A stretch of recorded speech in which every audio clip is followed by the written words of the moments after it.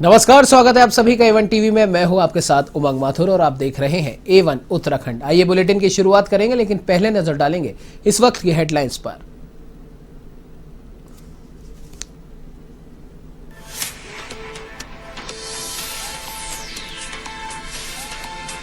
मुख्यमंत्री पुष्कर सिंह धामी का चमोली दौरा, 56 करोड़ 93 लाख की 16 योजनाओं का किया शिलान्यास। तो मुख्यमंत्री धामी ने मंत्री हरक सिंह रावत की नाराजगी को लेकर दी प्रतिक्रिया, कहा नाराजगी जैसी कोई बात नहीं।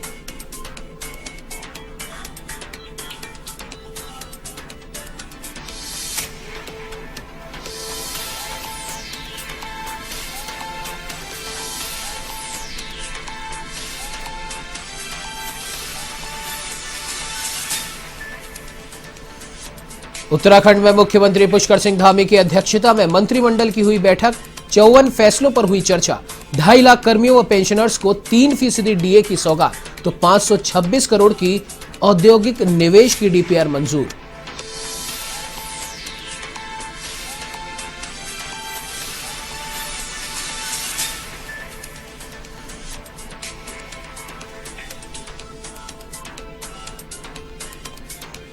चुनाव से पहले उत्तराखंड बीजेपी में संकट, कैबिनेट मंत्री हरक सिंह ने नाराज होकर दिया इस्तीफा। तो मुख्यमंत्री खेमे का दावा मान गए हैं हरक सिंह रावत, नहीं होगा इस्तीफा मंजूर।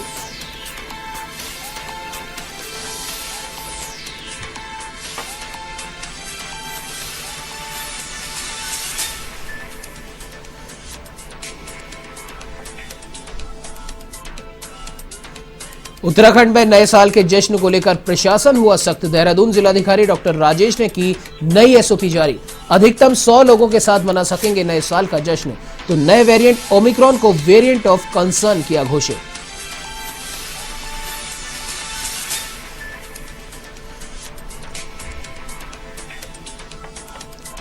उत्तराखंड में ओमिक्रॉन का बड़ा खतरा, युवती के माता पिता भी पाए गए कोरोना संक्रमित। वेरिएंट का पता लगाने में जुटे विशेषज्ञ। तो बीते 24 घंटे में 27 नए संक्रमित मिले। फिलहाल प्रदेश में 233 सक्रिय मामले।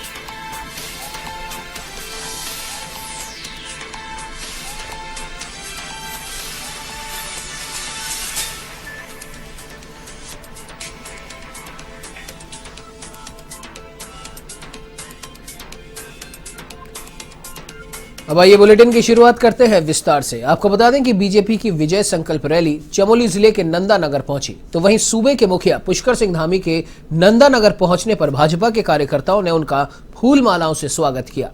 यहां उन्होंने घाट क्षेत्र में बाढ़ सुरक्षा कार्यों का शिलान्यास किया। इस दौरान मुख्यमंत्री ने करीब 350.98 लाख की योजनाओं का शिलान्यास किया। तो वहीं इससे पहले इको टास्क फोर्स ने मुख्यमंत्री को मां नंदा का चित्र भेंट कर उनका स्वागत किया। इस अवसर पर मुख्यमंत्री ने अपने संबोधन में पूर्व प्रधानमंत्री और भारत रत्न अटल बिहारी वाजपेयी को याद किया। तो वहीं मुख्यमंत्री ने केंद्र और राज्य सरकार को डबल इंजन की सरकार बताते हुए कहा कि डबल इंजन की सरकार प्रगति की ऊर्जा का पावर हाउस है। तो वहीं रैली के दौरान मुख्यमंत्री ने कांग्रेस पार्टी को भी आड़े हाथों लिया। उन्होंने कहा कि कांग्रेस और करप्शन एक दूसरे से जुड़े हुए हैं।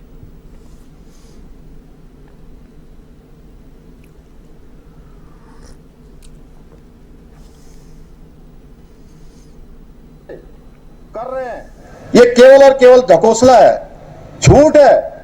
ये कभी सत्य में परिवर्तित नहीं होने वाला है। हम काम करते हैं और ये कारनामे करते हैं। इनके कारनामे किसी से छुपे हुए नहीं है। इनकी सत्ता की चाह केवल और केवल अपने निजी महत्वाकांक्षाओं को पूरा करने के लिए है। एक तरफ ये दल जो धन और धड़ल्ले के लिए सत्ता में आना।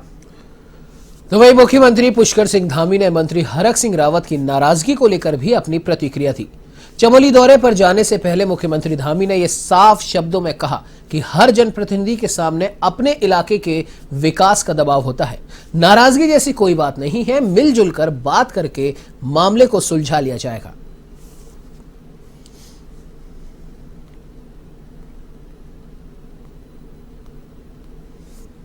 नहीं, कोई ऐसी बात नहीं। सर, आपने अब तक जो फैसले लिए हैं, बहुत धाकड़ फैसले लिए हैं, क्या हरक सिंह रावत आपको प्रेशर में ले लेंगे इस बार?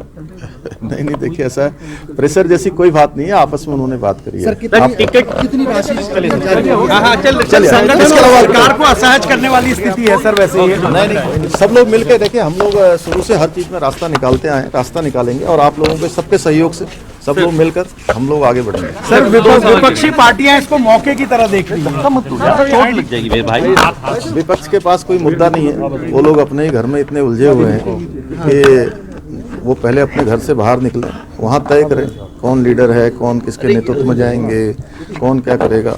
वहाँ पर अलग अलग तरीके की चीज़ें चल रही हैं। आज हैं रावत जी इतने सीनियर हैं, वो कह रहे हैं मुझे बनाओ, लेकिन वो पार्टी वाले बना नहीं रहे उनको आगे कर नहीं रहे। तो उनकी व्यथा भी बड़ी हमको खराब लगती है कि भाई अगर रावत जी के साथ भी इस तरह का वहाँ पर हो रहा है। तो आपको बता दें कि प्रदेश के 2.5 लाख कर्मचारियों और पेंशनरों के डीए में 3% तक की बढ़ोतरी होगी। प्रदेश मंत्रिमंडल की बैठक में डीए के इस प्रस्ताव पर मोहर भी लग चुकी है। तो वही शैक्षणिक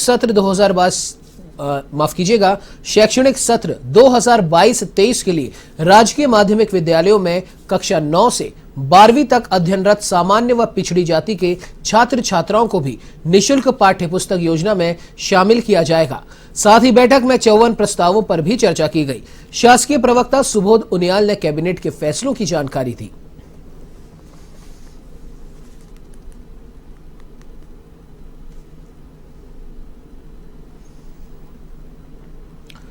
उत्तराखंड की कांग्रेस में चल रहा सियासी संकट सुलझने के बाद सत्ताधारी बीजेपी में अब अंदरूनी लड़ाई सामने आ गई है।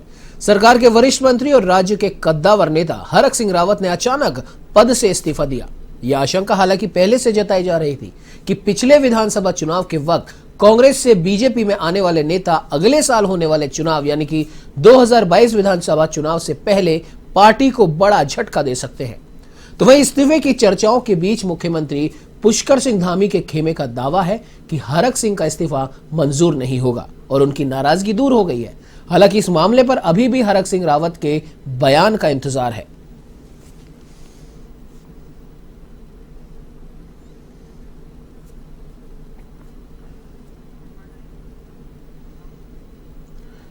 उत्तराखंड में चुनावों को लेकर अब राजनीतिक सरगर्मियां अपने जोरों पर हैं, जिसे लेकर राजनीतिक वॉर शुरू हो गया है। केंद्रीय राज्य मंत्री अजय भट्ट ने कांग्रेस और आम आदमी पार्टी को लेकर कहा कि कांग्रेस का अपना मामला है, पर वो हरीश रावत को लेकर बोले कि वो मेरे बड़े भाई हैं, उनको आज बड़ा परेशान किया जा रहा है। उन्होंने कटाक्ष करते हुए कहा कि बड़े भाई को ज्यादा ही परेशानी है तो छोटा भाई मैं हूं, आ जाए मेरे पास। तो वहीं उन्होंने आम आदमी पार्टी को लेकर कहा कि वो तो मुंगेरी लाल के सपने देख रहे हैं, उनकी दिल्ली की हालत सभी देख चुके हैं, वो अब उत्तराखंड के लोगों को भ्रमित कर रहे हैं।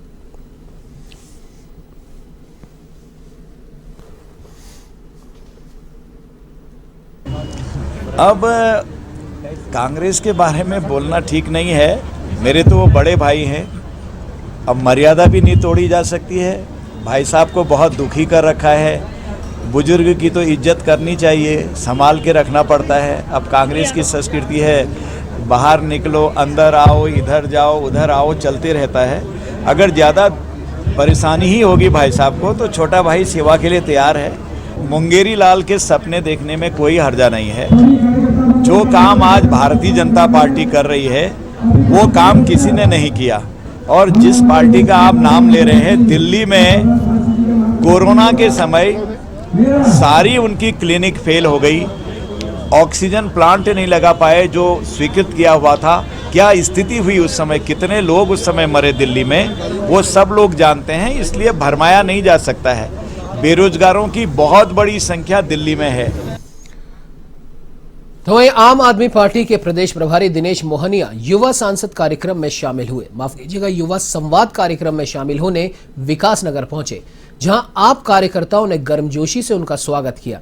इस दौरान दिनेश मोहनिया ने युवा संवाद कार्यक्रम में सैकड़ों युवाओं को आम आदमी पार्टी की सदस्यता दिलाई और साथ ही युवाओं ने प्रदेश प्रभारी को संबंधित समस्याओं से अवगत कराया। जहां दिनेश मोहनिया ने प्रदेश में आम आदमी पार्टी की सरकार बनते ही युवाओं की सभी समस्याओं का समाधान करने का आश्वासन दिया है।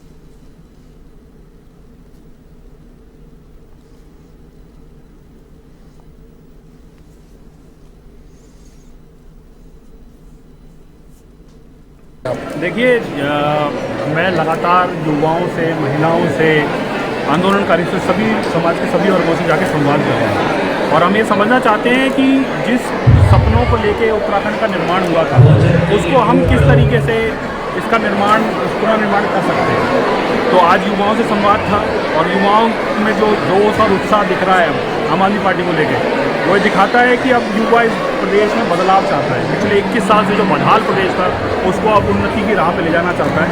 और जिस तरीके से आम आदमी पार्टी ने दिल्ली में शिक्षा पे, स्वास्थ्य पे और जीवन से जुड़े मुद्दों पे काम किया, उसकी राजनीति अब प्रदेश का युवा उत्तराखंड में भी चाहता है। तो वहीं पूर्व प्रधानमंत्री अटल बिहारी वाजपेयी की जयंती के अवसर पर लामाचोड़ कालाढूंगी में मैराथन दौड़ का आयोजन किया गया। अटल जन्म दिवस आयोजन समिति की ओर से आयोजित इस मैराथन को पूर्व राज्य मंत्री गजराज सिंह बिष्ट ने हरी झंडी दिखाकर रवाना किया। इस अवसर पर पूर्व राज्य मंत्री गजराज बिष्ट ने कहा कि उत्तराखंड का निर्माण अटल बिहारी वाजपेयी के अटल इरादों के चलते हुआ और आज देश के प्रधानमंत्री नरेंद्र मोदी और राज्य के मुख्यमंत्री पुष्कर सिंह धामी इसे संवारने का कार्य कर रहे हैं। तो वहीं मैराथन दौड़ में पुरुष वर्ग और महिला वर्ग में कराई गई, जहां श्रेष्ठ 10 खिलाड़ियों को सम्मानित किया गया।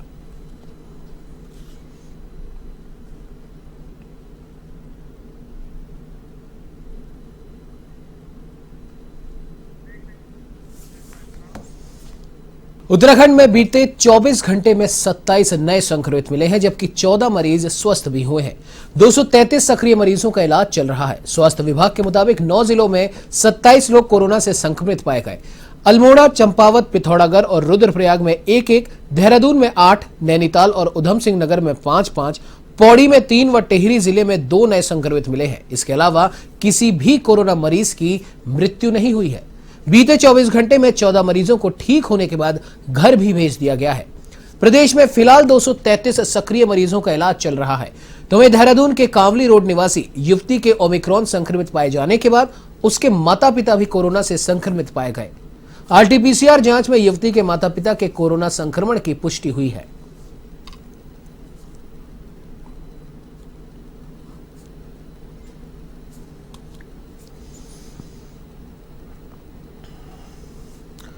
तो राजधानी देहरादून में ओमिक्रॉन की दस्तक के साथ जिला प्रशासन ने अब सख्ती बरतना शुरू कर दिया है। जिले में अब किसी भी आयोजन में अधिकतम 100 लोग ही जमा हो सकेंगे और इसमें नए साल का जश्न भी शामिल है। खास बात यह है कि होटल में केवल उन्हीं लोगों को प्रवेश मिलेगा जिन्होंने पहले से बुकिंग करवा रखी है। जिलाधिकारी डॉक्टर आर राजेश कुमार ने इसके आदेश भी जारी किए हैं। तो वहीं जिलाधिकारी डॉक्टर राजेश ने बताया कि WHO ने कोविड-19 के नए वेरिएंट ओमिक्रॉन को वेरिएंट ऑफ कंसर्न घोषित किया है। यह बेहद तेजी से फैलने की क्षमता रखता है।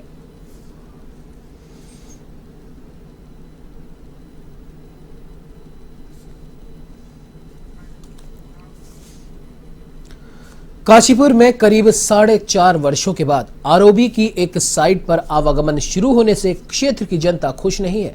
खासकर व्यापारी वर्ग का कहना है कि आरओबी निर्माण कार्य करने वाली संस्था द्वारा निर्माण कार्य बेहद धीमी गति से करने का सरकार को संस्था के विरुद्ध कड़ी कार्रवाई करनी चाहिए। तो वहीं महानगर कांग्रेस अध्यक्ष संदीप सहगल एडवोकेट ने कहा कि इसमें सत्ताधारी जनप्रतिनिधियों की लापरवाही उजागर हुई है।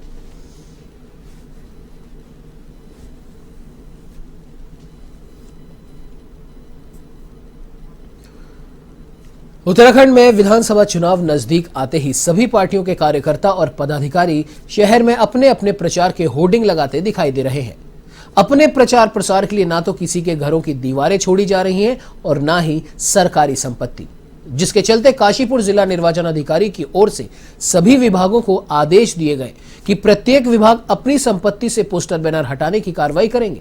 और इसी के चलते नगर निगम प्रशासन द्वारा मुहिम भी चलाई जा रही है, जिसमें सरकारी संपत्तियों पर लगी प्रचार सामग्री को हटाया जा रहा है।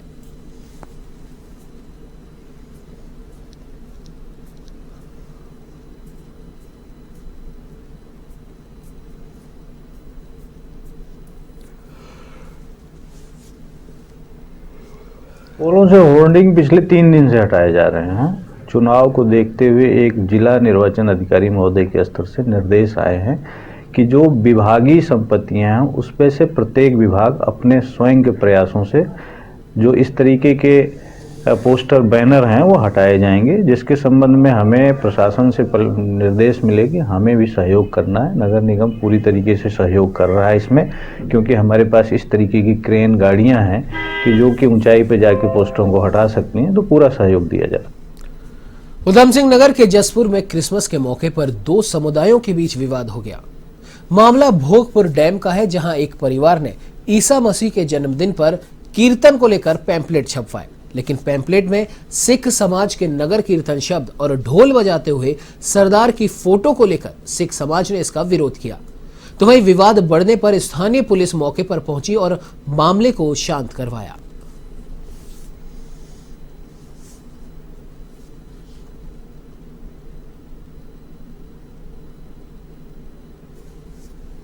ईसाई समुदाय के लोग थे, उसमें 25 ये जो बड़े दिन के अवसर पर उनका एक प्रोग्राम चल रहा था थोड़ा नगर कीर्तन का। उसमें जो उनको पैम्पलेट छपवा रखे थे उसमें एक ढोलक बजाते हुए एक सरदार जी की फ़ोटो डाल रखी थी।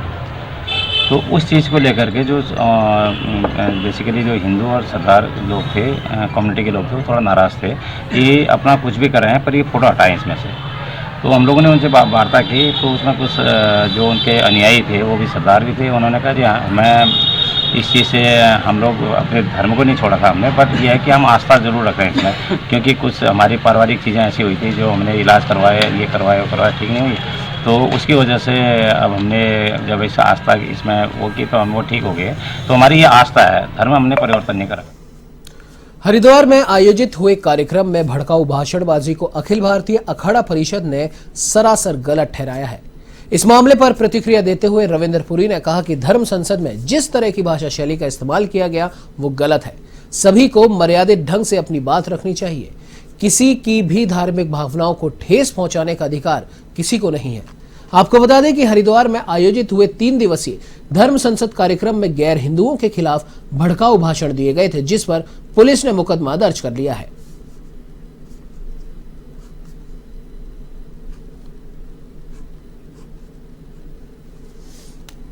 लेकिन जो भाषा का प्रयोग किया गया है, मेरा ये मानना वो उचित नहीं है।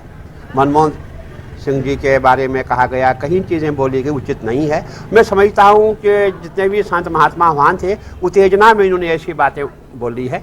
तो मैं उनकी ओर से मेरे पास भी लोग आए थे, मैं माफ़ी मांगता हूँ कि ये जो भाषा जो है उसका थोड़ा सा गलत हो गया है। तो बाकी यही है कि ऐसी भाषा का प्रयोग करना उचित है। तो वहीं कोटद्वार में पेशावर कांड के महानायक वीर चंद्र सिंह गढ़वाली की जयंती धूमधाम से मनाई गई, जिसमें बड़ी संख्या में लोगों ने शिरकत की और वीर गढ़वाली और पूर्व प्रधानमंत्री अटल बिहारी वाजपेयी को श्रद्धा सुमन अर्पित किए। इस समारोह में सांस्कृतिक कार्यक्रमों की भी प्रस्तुति दी गई और लोगों को शॉल उड़ाकर सम्मानित किया गया।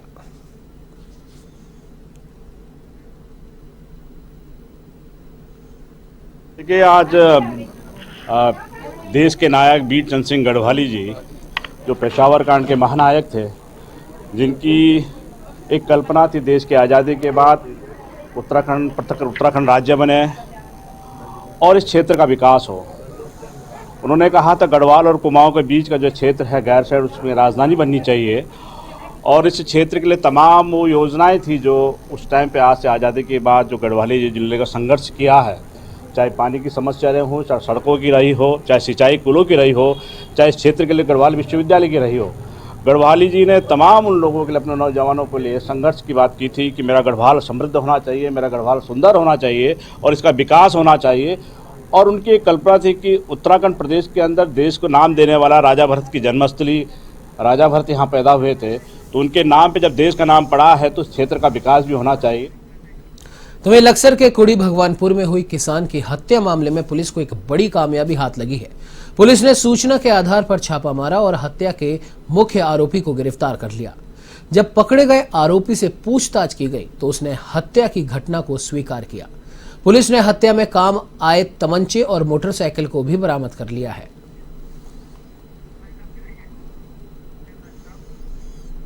इस बुलेटिन में फिलहाल इतना ही। देश प्रदेश की तमाम बड़ी खबरों की जानकारी के लिए आप बने रहिए हमारे साथ और देखते रहिए A1 टीवी। नमस्कार।